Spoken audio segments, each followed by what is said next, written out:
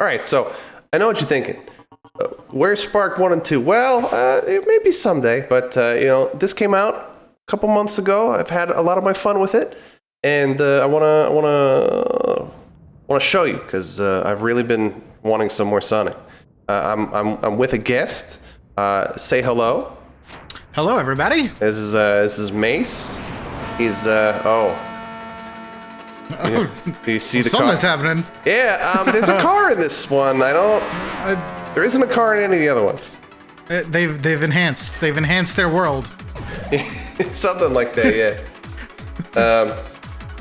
So this is Spark 3. The demo's out. I'm gonna have the link in the description. You can get the demo on Steam, and you can play this as well. There's a couple levels, so there's not really a whole lot, but if you've been missing Sonic, the Sonic Adventure kind of feel, not the boost formula, but like the OG Dreamcast Sonic Adventure, this is your game. The opening sequences with the car, there's no other driving sequences in the game, and this one's like kind of easy. Like you can bump into stuff, but you're gonna be hard pressed to actually die.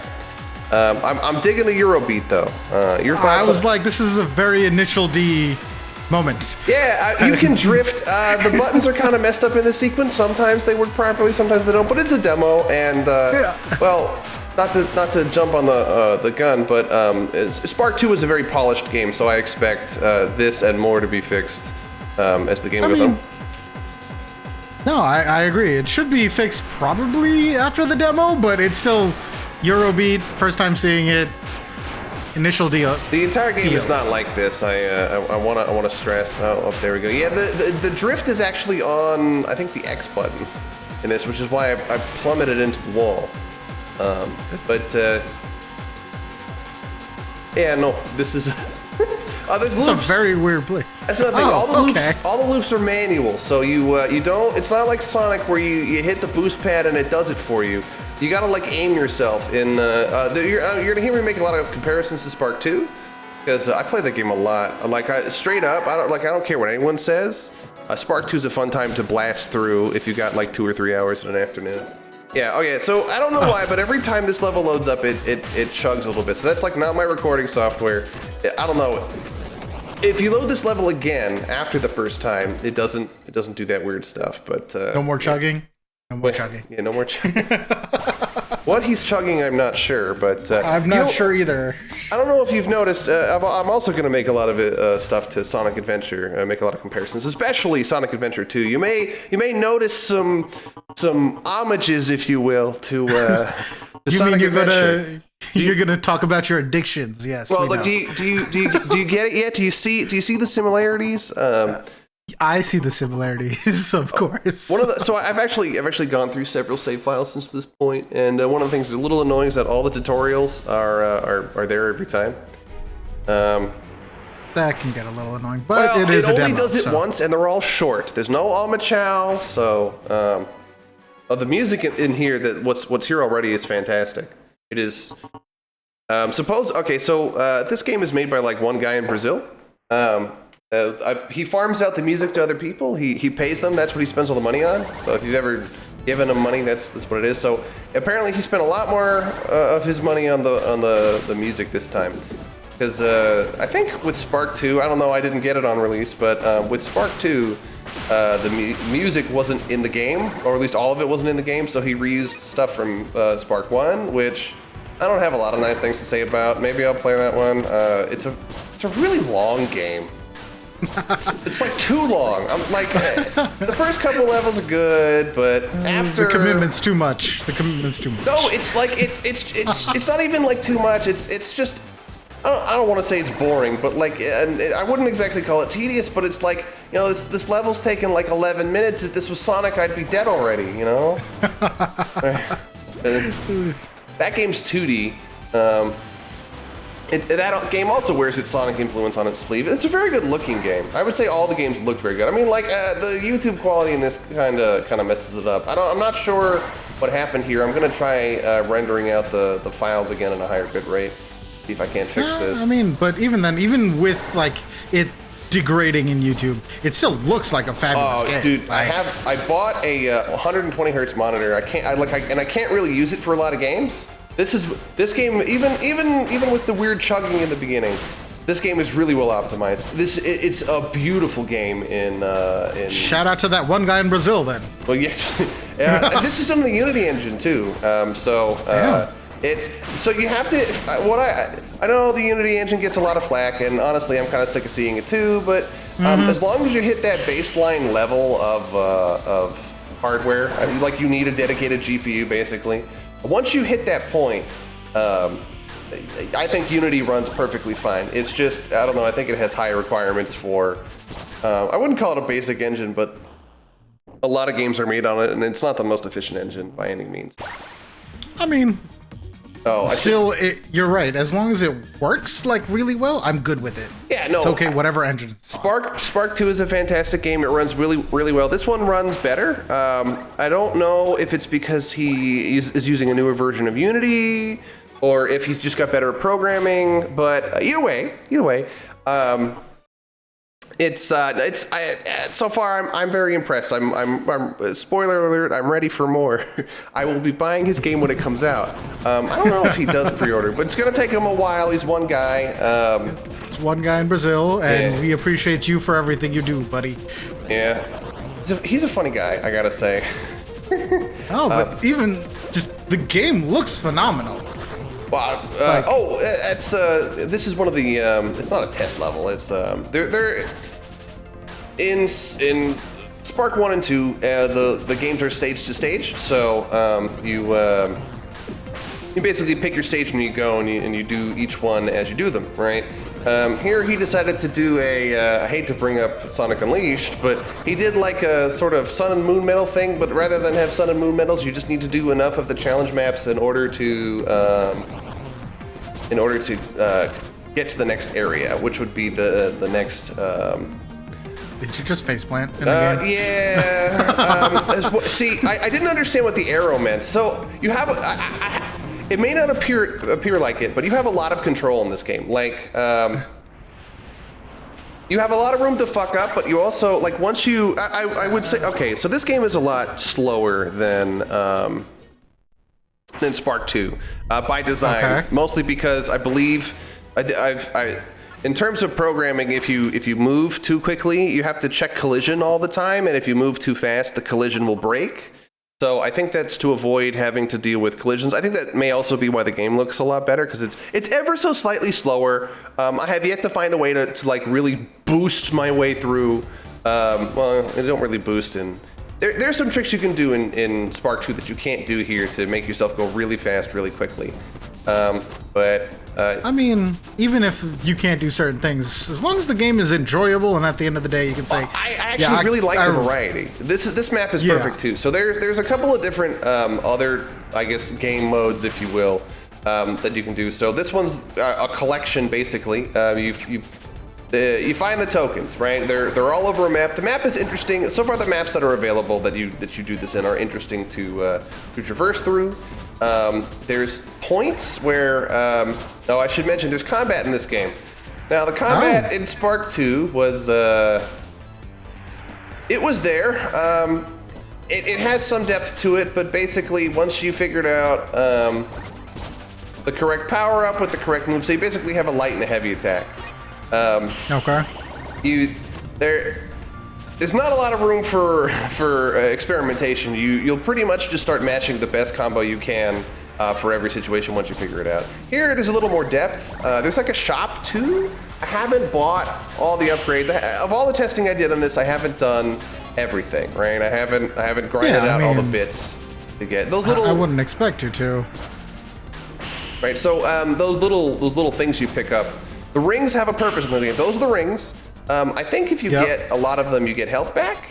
I don't remember exactly how many, but those add up over time, and you can use those to buy stuff in the shop. There's a lot of upgrades in there already, and I believe he's planning on adding quite a bit more. So he didn't say exactly how many, but what's in there is paltry compared to what's going to be available in the rest of the game. At least I assume so.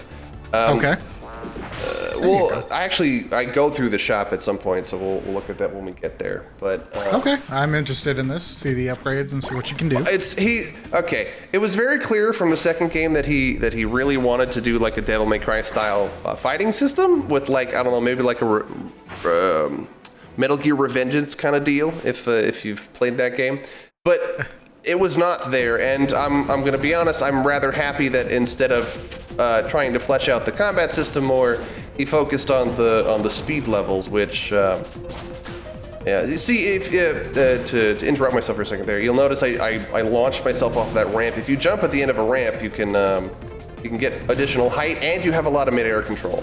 So really Momentum. The world is, yeah. See how I'm like jumping over those boost pads instead of actually hitting them. You also have like a ground slam like that. Yeah, there we go.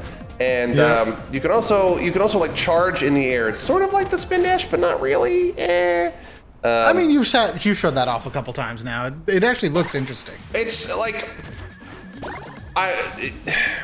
there's not really I would say a lot of the levels right now that are available are like compact, but like in Spark 2, there's some levels that are like really wide open. You can basically jump really far, fly really far. It's an amazing system once you get it.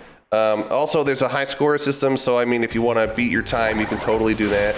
I suppose I haven't mentioned these coins that are everywhere. Some, but not all levels, have the collectible coins. I actually have collected them all in one save file for the demo. Did not unlock anything, so I don't know if that's going to do anything in the later game. I assume there is. But it's like it's an additional stuff. You'd be surprised the stuff that you could go to in Spark 2. If you want to go from point A to point B, which is what I mostly do, that's available to you. But a lot of those levels in Spark 2, like if the level geometry loaded and you could get there, Like you wouldn't clip through anything, right? So there's that was cool. I'm not gonna lie, that was cool, but there wasn't really a whole lot of reason to go there, right?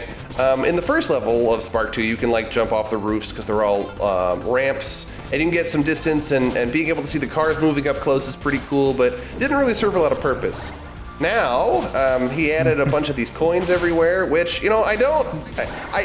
they're, right now in the demo, they're useless, but I still feel compelled to get them, which is, I mean, it's like a reward for exploring a little bit, too, which is always a nice feature. Well, yeah, but like right now the reward doesn't do anything, so not much of a reward, yeah, but I mean, I still feel it's compelled to get them. There's a demo. Yeah, I mean, there's a level later on, okay, so even with the new combat options, I'm not super thrilled with them. I don't know, I might need to unlock more upgrades, or maybe it's not as fleshed out as he wants, I'm not sure. But you can, there's like point scoring, and that's the combat ones. So far, in the demo, you don't actually have to do it to play the major levels. So if you want to skip that one, you can. But in that level, it's actually, the coins are in really interesting places. Like I don't think I get them in here, but it was fun to explore the level as opposed to actually having to hit stuff with my fingers. He does like this weird thing where he points. I don't know. But I had, when you said he does things when he points, I'm like, I got Ace Attorney. Well, yeah, there is an upgrade in the shop you can buy that allows you to shoot with your finger guns, I guess. So. Okay. I should mention, I'm cruising through these, but all of these challenge levels that they basically make you play teach you how to play the game, right? So so like a tutorial while playing, so it's not. Okay, so it's weird because he puts like you can. So I think this is called the gesture dash. It's not called the homing attack. It's the gesture dash, right? He's an electric jester, right? But after you play this level, I'm pretty sure there's like a thing that says, hey, you can keep gesture dashing by pressing the button over and over again. What I do like that he did is that he put the homing attack basically on its own button. So this way, if you want to double jump, you won't accidentally rush into something and then kill yourself, right? Like you do in Sonic sometimes. Yeah, I was gonna say, you mean how many times I've died in Sonic from that? Yes, well, I remember that. In Generations, what they did to alleviate that problem is they basically designed levels so that way you would never have to choose between double jumping and homing attacking. But I'm gonna say the controller's kind of busy. There's there's many buttons that do a lot of things, but I'm happy they did it. The complexity is necessary. To be fair, at the start of this game, it said get a new controller or a good quality controller because you're gonna be doing a lot. I think it's more along the lines of I do know that a lot of I don't want to be like people who can't afford stuff. Like controllers are expensive. So that's number one, but number two, children play this game, right? So, you know, they don't have disposable income. But it's also, I'm pretty sure that Unity's, I don't know if it's D-Patter or X-Patter or whatever it is, but like it's one of the APIs used to use the controllers. I know that the rip-off Xbox controller that I have, I love that thing, by the way, but I have one too. It was very inexpensive, but the buttons don't line up correctly. You can remap them, I think, but that's not what you want. You want plug and play. I have a Xbox One controller that I also use that I used to play this, and that all the buttons were correctly it would say B, but you'd press the B button and it would press like the right trigger. So it was like, that's why he said it, because people would say, hey, your game doesn't work, the buttons are wrong, and it would really just be the controller. So yes. So all right, yeah, that's why he said it. So that's part one. Come back for part two. Yeah. There's only 2 parts.